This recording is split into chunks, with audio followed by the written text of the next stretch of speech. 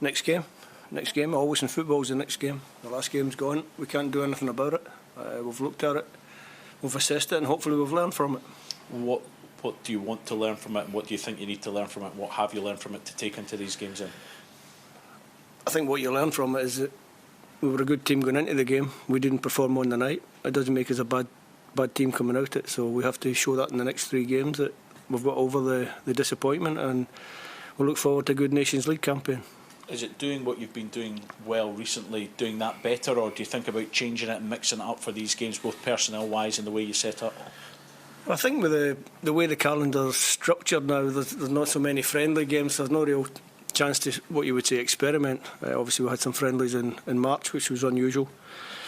Using these games, I've always said I've got a really good squad, and I enjoy the squad. I think there are people in the squad that deserve a chance to play over the next 3 games, and hopefully you'll see that. Is that based on performances, or in terms of giving players a rest, or wanting to give people opportunities? I think going into the first game with a 3-game window, obviously you've said yourself we've got 6-7 days rest from the last game, so it's not so important in this one in terms of resting people. But over the course of the next 6 days we've got 3 games, a lot of travel, quite a big long flight to Armenia, so I'll need to use the squad well. Being at training the last few days, it seemed quite bubbly and the mood seems quite good. How difficult was that to get back to that place where the mood's good, given how difficult Wednesday was? It's just a normal process, we've all been in the professional game a long time, some longer than others, and you have to learn to deal with the disappointments.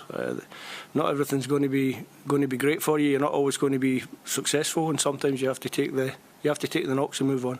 I know it was a unique situation where Scotland were playing a World Cup playoff and then going into Nations League, unlike everyone else has just been Nations League.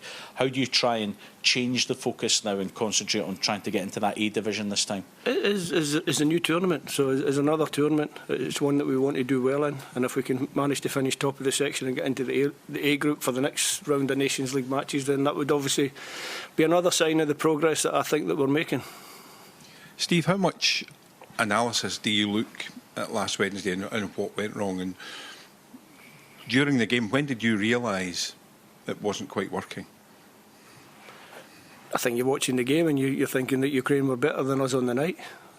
Analysis is what we do. That's part of the process. We go away, we look at it. But you have to move on to the next game, and rather than harken back, I know you guys want to go back all the time, but me and the players, we want to look forwards. Do you sometimes have to look back, though, to analyse what went wrong to put it right? Yeah, of course you do. You have to look at what went wrong, but when you've got another game coming up tomorrow, there's no point in harking back to last week. Let's focus on tomorrow. How do you feel about the criticism that's come your way, Steve, in the last week or so? There's been some criticism from some Scotland managers of the past, some former players in the past, who were critical of the tactics, for example, last week. They're entitled to their opinion. And how do you feel about their opinion? I don't know what it was, because I didn't read it, I didn't hear it, I didn't listen to it. I deal with games and disappointments in my own way. And how do you deal with them then? How do you deal with that? Is it you just park it? I go to my wee happy place. Where is that? I'm not telling you. Go on, come on. The country wants to know, Steve, how, because the country have been hurting, as I'm sure you have as well. Yeah, we've all been hurting, but you have to move on. So tomorrow, Armenia, focused on that.